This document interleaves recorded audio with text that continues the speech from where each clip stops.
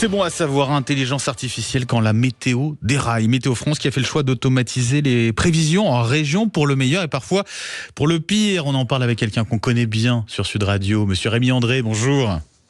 Bonjour Benjamin, bonjour tout le monde. Bon, les syndicats de Météo France, ce sont eux qui alertent, qui pointent du doigt l'automatisation qui, selon eux, engendrerait des erreurs fréquentes. Rémi, de quoi parle-t-on exactement ici? Est-ce que ça fait longtemps qu'on utilise pour les prévisions météo l'intelligence artificielle? Alors, ça fait depuis le mois de novembre qu'on a mis en place à Météo France un nouveau programme, qui s'appelle le système 3P, c'est Programme, Prévision, Production.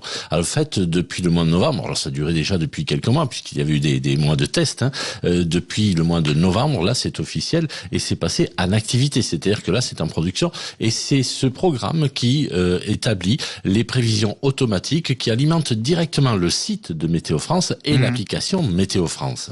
C'est-à-dire que quand on regarde, on va sur météofrance.fr et qu'on regarde la carte, c'est l'ensemble des données qu'on a région par région, ou c'est si on va faire le focus sur une région en particulier? Si je comprends bien. Quand vous allez sur le site de Météo France, vous avez donc une carte qui, elle, affiche un certain nombre de pictogrammes et vous avez un texte qui vous donne des prévisions.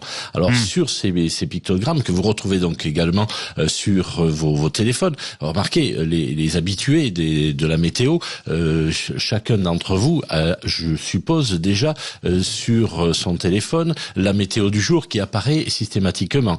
Là, vous avez donc des tas et des tas de sites qui font déjà ça. Vous avez également des gens qui sont très habitués de la météo agricole. Et là, c'est un particulier qui s'est mis à faire des prévisions depuis du côté de Rennes et qui alimente comme ça une application pour tous les agriculteurs et qui est très usité. Vous avez également tous ceux qui font de la voile. Chacun d'entre nous dans son téléphone aujourd'hui et va sur son téléphone pour savoir la météo qu'il fait ou qu'il va faire. Eh bien, Météo France s'est mis à la page en allant justement faire des prévisions automatiques pour les applications, mais également pour son site. Et sur Météo France a quand même une expérience énorme, puisque c'est elle qui diffuse des tas de modèles de prévision. Or, pour passer des modèles de prévision qui sont parfaits jusque vers un pictogramme ou un petit texte région par région, eh bien là, on utilise maintenant, avec ce programme 3P, l'intelligence artificielle pour aller vous montrer ces pictogrammes et tout cela. Et là, c'est là que ça blesse. C'est là où il y a des soucis et il y a des erreurs? Il y a vraiment des erreurs? Ouais.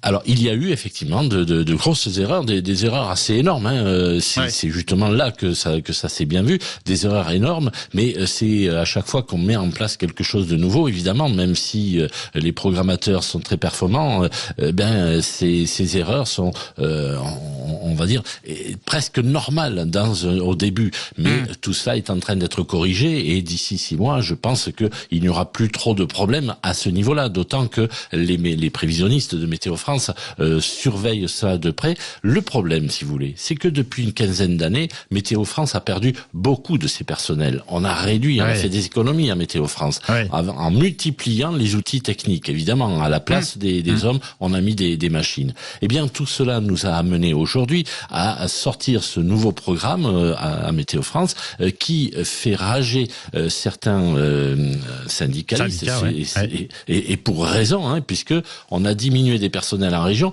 et lorsque le programme 3P émet une prévision pour la région, auparavant, il y avait un prévisionniste dans chaque région qui contrôlait ce qui sortait de Météo France. Là, il n'y a plus aucun contrôle dans les régions. Si, il y a une personne à Toulouse qui surveille les prévisions de toutes les régions. C'est ce qui devient quasiment impossible.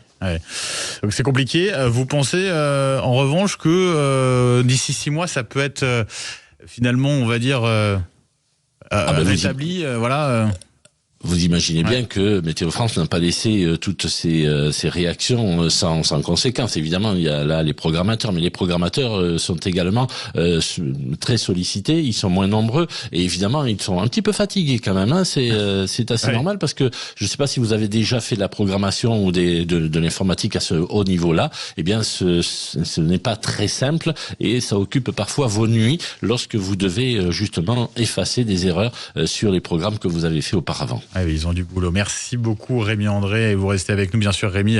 Dans quelques instants, la météo bien humaine de Rémi. On verra ce que ça donne. Le temps pour aujourd'hui.